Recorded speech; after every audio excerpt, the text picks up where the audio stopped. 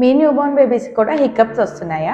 అయితే దీనికి భయపడాలా వద్దా? Hi, this is doctor Sneha Reddy, pediatrician and neonatologist from Tadepalligudem. Hiccups అనేవి న్యూ బోర్న్ పీరియడ్ లో చాలా కామన్ ఫినామినా. ఈ హికప్స్ ఎందుకు వస్తాయంటే న్యూ బోర్న్ బేబీస్ లో డయాఫ్రామాటిక్ మజిల్ అనేది స్పాజమ్ లోకి వెళ్ళటం వల్ల వస్తుంది.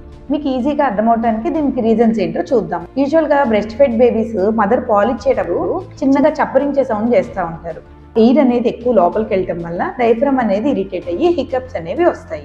సెకండ్ థింగ్ ఏంటి అంటే బేబీస్ బాగా ఏడ్చినప్పుడు చాలా ఫాస్ట్ గా ఫీడ్ అనేది తీసుకుంటూ ఉంటారు. దానివల్ల కూడా చిన్నగా ఉండాల్సిన పొట్ట ఒకటేసారి డిస్టెండ్ అయ్యి పక్కనున్న డయాఫ్రామ్ ని ఇరిటేట్ చేసి హికప్స్ అనేవి ప్రొవోక్ చేస్తుంది. Third thing, new born babies కి డయాఫ్రామాటిక్ మజిల్ అనేది ఇమ్మెచ్యూర్ గా ఉంటుంది. అండ్ ఫోర్త్ పాయింట్, మనం చాలా బేబీస్ లో చూసేది ఏంటి అంటే రిఫ్లెక్స్. పాలు తాగినప్పుడు ఆ పాలు ఫుడ్ పైప్ లో నుంచి స్టమక్ లో నుంచి ఫుడ్ పైప్ లోకి కదులుతూ ఉంటాయి. ఇట్లా కదిలినప్పుడు ఈ డయాఫ్రామ్ అనేది పొట్ట పక్కనే ఉండటం వల్ల అది ఇరిటేట్ అయ్యి ఈ హికప్స్ అనేవి వస్తాయి.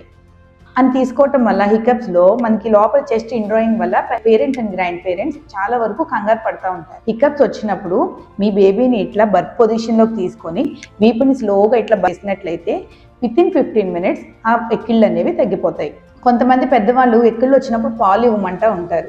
అట్లా పాలు ఇచ్చినప్పుడు కొన్నిసార్లు యాస్పిరేట్ అయ్యే ఛాన్స్ ఉంటుంది. సో అట్లా రిస్క్ తీసుకోవద్దు. మరి హికప్స్ కి మీరు ఎప్పుడు భయపడాలి? హికప్స్ వచ్చినప్పుడు పెద్ద వామిటింగ్స్ అయినా, బ్రీతింగ్ తీసుకోవడానికి ఇబ్బంది అయినా, లోపలికి డొక్కలు ఎగరేస్తున్నట్లయినా, మనం ఎన్ని మెజర్స్ చేసినా ఈ హికప్స్ అనేవి తగ్గకపోతే అప్పుడు దగ్గరున్న నియోనటాలజిస్ట్ కి చూపించండి. సో మీ బేబీస్కే కాదు, ప్రతి న్యూ బోర్న్ బేబీకి first few months of age లో ఈ హికప్స్ అనేవి నార్మల్.